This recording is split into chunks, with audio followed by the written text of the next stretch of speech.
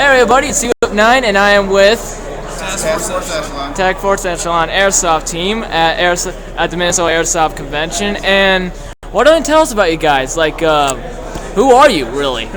Start down the line and go down the line. Well, yeah, either way, I guess. Hi, I'm Darkwing. I am the rifleman medic for the team. I'm Voodoo. I'm actually an assaulter and kind of co-team captain type of thing. He's also the main beard guy. Yeah. The main beard. We need a main beard guy. Majestic. I'm Jason or Paladin. I'm on the spotter sleeper team. Also one of the basic riflemen as well. All right. My name is Archer. I flop around between rifleman and team lead, depending on the games. I'm Spider, team founder, and rifleman assaulter. Nice. We're also missing one member right now. His name is Scott. He's Enigma, and he's on the sniper spotter team with me. So Aw, I can't be in it. Aww. That's what he gets for living in Wisconsin. I made it from Iowa, so he has no excuse. Freaking Wisconsin. In general, we're just like we're an amateur at this point, airsoft team. We're kind of based out of the Twin Cities area. As you know, as you just said, he's from Iowa. Scott's from Wisconsin. Otherwise, everyone else is kind of from around the area. Actually, Scott's from here and is living in Wisconsin. Yeah. He just moved for a job to Wisconsin. Yeah. So he's living. I'm just a travel guy. So otherwise, everyone's kind of based around the area here. When Nathan founded the team, it was a few years ago here. You can talk about that. How we got started and stuff. I just started playing airsoft. Just right back there. Loved it enough to decide to put together a team. Had kind of a rocky start getting going, but once we had Jason and Voodoo join the team, things just kind of sparked from that point on. I guess you could say we're milsim to a certain point, but we don't take it as seriously as GMR. The Green Mountain D-bags. Hardcore with fun. Yeah, exactly. Yeah, so we're the least hardcore players you're ever going to find. We'll go out and kick ass and we'll kick it back with beer. Yeah. The little baby bears. Yeah, baby bears. you can get it as much as you want. So that explains why the beard check and all that. Yeah. The magnificent beards. So what about your loadout you have today for us? Whose is what? And there's a story behind this, isn't there? We can start with guns. We might have to move over towards the side. Yeah, we'll work our way down here. This is actually mine, brand new baby. It's a VFC 416C. Is what it started life as, and then I added in a M27 conversion kit for the rail, 2-inch Mad Bull extension with a Noveski flash hider, and then just last night actually I put a Polar Star kit in. So now I've got a Polar Star fusion engine in there, and it's outrageous. It's nasty. So that's been my baby for the last bit. This one is actually Darkwing's. Just picked it up out of the box, so I have not made any modifications other than an upgraded motor. So. All right. These next two are. This is my brand new one here. It's a VFC 416D CQB. I've got a clone Surefire with the tactical foregrip and flashlight there. A clone 551 EOTech, and then the CTS stock. And then this here is my first gun, kind of my baby. It is a G&G combat machine with the custom paint job and just a standard red dot. No beard? Sorry? No beard for the gun? No. Oh. No beard for that gun. This baby right here happens to be mine. It's also a VFC 416D. Got a lot of bells and whistles, various parts and stuff to it. No real internal upgrades or anything like that. It does run an 11.1 LiPo beautifully without it. So I'm just sticking to it. But yeah, pretty much the gear of the guns here. This one is actually mine as well. It's a GMP LMT. It's their 10.5-inch model. It's still stock internal. I've had it for about a year and a half now. It's stock internal. 1.5 to 4 power scope with offset sights.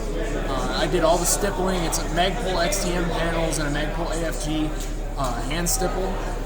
And I actually converted, I got rid of the flip up front sight and put a Adams Arms replica gas piston kit in the front, as well as a quick detach suppressor. Internally, it's got an Orga barrel, 6.13 inner barrel with a Pro Win machined aluminum hopper. Other than that, the mech box is completely stock. Wow. Last up would be mine. Is KWA SR10. Internally speaking, this thing is just completely stock. I've had it for a few years now. Haven't done anything internally to have to upgrade it. It's been a beast since then. I got an NC Star. There's actually a package, NC Star scope with a micro red dot that attaches onto it. I got the riser to bring it up due to my face mask issues, along with the flashlight on the side, and then mounted underneath, I got a D-Boys M203 grenade launcher, 40 mil, and I run it with some King Arms 120 round 40 mil grenades. So that'd be what I'm running as my primary, and then this is my pistol right here. So Nice. Wow, great selection, guys. Now, I gotta ask, what's with the canister? The canister is actually for the Polar Star converted gun. This one is a Ninja paintball tank. It's rated for 4,500 PSI tank, regulated down to super low pressure, and then it runs off a regulator that goes into the gun where the Polar Star uses that to push the BB. There's actually only about 3 moving internal parts inside this gun. There's no piston, no gearbox, nothing like that. It's just one little solenoid valve and a nozzle that moves back and forth. Wow. These things are crazy. They're capable of insane amounts of programming. You can go from semi-auto only to full auto to burst fire between 2 and 9 rounds. They're capable of everything between 7 and 70 rounds per second, as well as a huge amount of variation in FPS if you change the nozzles out. They're incredibly reliable because they have no moving parts essentially. They're programmable, and the ranges you can get out of them are second to none. Yeah, a Polar Star gun shooting the same FPS as another AEG that's shooting the exact same FPS with the same barrel will outrange that AEG by 20 to 40 yards, depending on the gun. Wow. So, I'm just trying to figure out putting paintball parts for an airsoft. Is that kind of a cardinal rule to break in airsoft, or not really? It actually yes, it is. But the minute they secretly Secretly, if it didn't have a cord and a tank to it, then sure. Yeah. They actually have a thing now for people who don't want the remoted tank for the standard ARs, where it's a tank stock that replaces the stock on a normal AEG, and it has a smaller tank that fits right there that you can charge up. It lasts for about 500 shots. This big tank will last for about 4,000. wow. So, okay. That must be very interesting to bring out in the field, or has it been field tested yet? I just got the Polar Star in it last night. I haven't even got I got to shoot it for about 10 seconds earlier. Earlier today, they loaned me a battery and another FCU to try it, put some air in it, and I won the RPS competition with 55 rounds per second. It's dirty. It actually is cheating. I gave it to Roman because he did it with an AEG, and doing it with an AEG, he did 32, I think, with an AEG, and that's way more impressive than 55 with a Polar Star, because that's just easy. It's dirty easy. Talk about dirty. So, any last minute things to tell YouTubers and other airsofters trying to get their team ready, trying to get into mil spec, something like that? I think the biggest thing that we have to offer is find a group of guys that you can actually, Or girls. that you can actually hang out with outside of airsoft. You know, if you can go out and be friends with those people outside of what you're doing, that's how you're going to build a great team, and that's what we do. If you have trust off the field, you'll have a better game on the field. Absolutely. We just started off as a group of guys that we all hung out, guys and girls. We hung out all the time. We hung out on the field together. We just already were clicked together in a little group. We'd camp together and stuff. We hung out a couple times outside of Airsoft, and finally we were just like, why don't we make it a team? Well, when we started, you three were a team. You were independent. I was on a different team. And then we were just hanging out. Yeah, that's what I was. Don't worry so much about building your own team.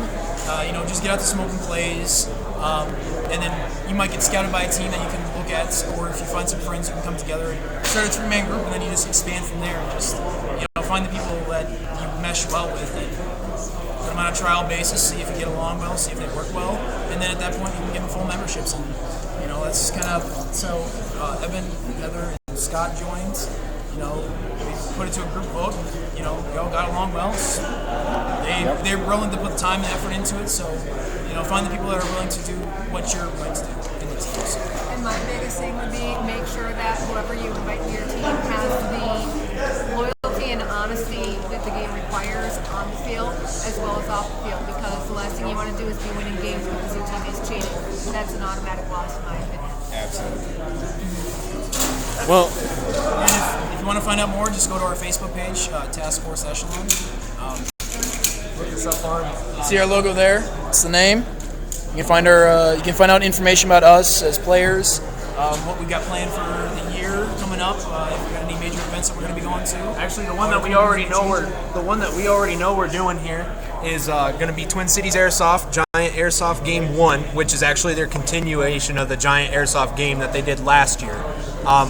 We'll be returning. We won. I led the team with the support of these guys here. He was general. I was the general for one of the teams last year. We walked away with the trophy. The trophy that's sitting right over there. That huge trophy that's sitting over in Twin Cities Airsoft. the guy needs to move there. Front and center in this. I should have had Darren give us the trophy for the day. And why is it over there? But then we'll be returning to defend our titles essentially this year. We don't know who we're facing against, but we would love everybody to come on down and play with us May 31st through June and June 1st. This year is the date that he's got set in right now. I think another thing is good competition. Don't be afraid of teams like, say, ours or another team out there that you consider like top teams or really good teams. You can only get better by facing those people. We can only get better by going out and facing better teams than us, and that's the real ticket. And I think that's why we want everybody to come in. And don't be afraid to come out and just talk to us and just say hey and ask us questions about stuff. We're more than willing to get out there and answer all those questions. Why we're even here at the convention today, I mean, none of us started out with everything that you see us running with. I mean, at one point, all we had was a rifle and a vest. So, I mean, if that's all you got, go ahead and go out and play anyways. Just make sure you can run the big games and talk about it. Yeah, and between the five of us, I mean, just sitting here with the five of us, there's got to be 20, 23, 24 years of play experience. So if you got questions, if you need to know answers on something, if you're curious about something or how something should be done, find us and ask us.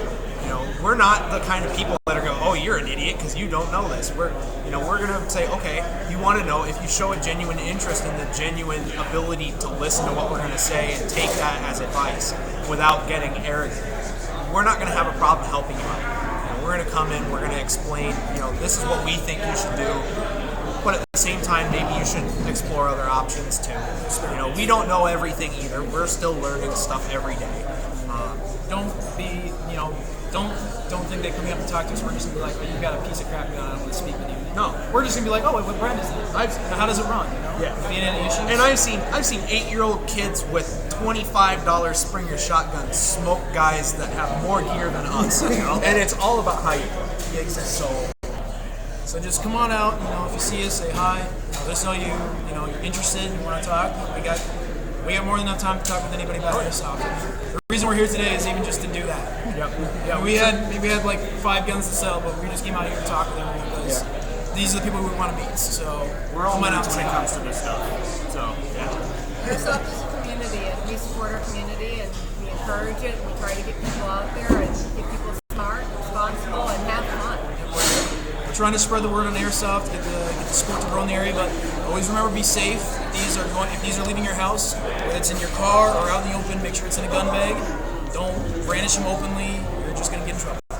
So That's one thing we That's will. our PSA. That's our That's the PSA. one thing biggest we will thing. tell you. These orange tips will not save you. They need to be in a gun bag regardless, okay? And- This is not a safety device. Socks are not barrel blockers. Just have to say.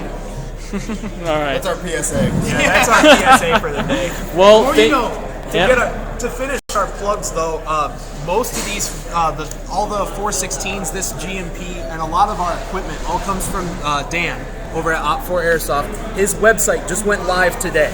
So that's just make sure you show him some support. We buy most of our stuff from Dan. Just he does great work. He keeps us he keeps us running. That's the reason we're wearing these. Yep. We all wear patches for him. We all got them on. And tell him we sent him. Yeah. Yep. Let him know Tell that them the we task sent him. force sent him. All right. Well, thank you guys so much. Thanks for letting me interview you guys, and you guys have an impressive loadout. So, well, it's better than mine at least. I just got this camera. All right. Well, Well, we'll see you on the field. yep. See you guys on the field. Yep. Peace.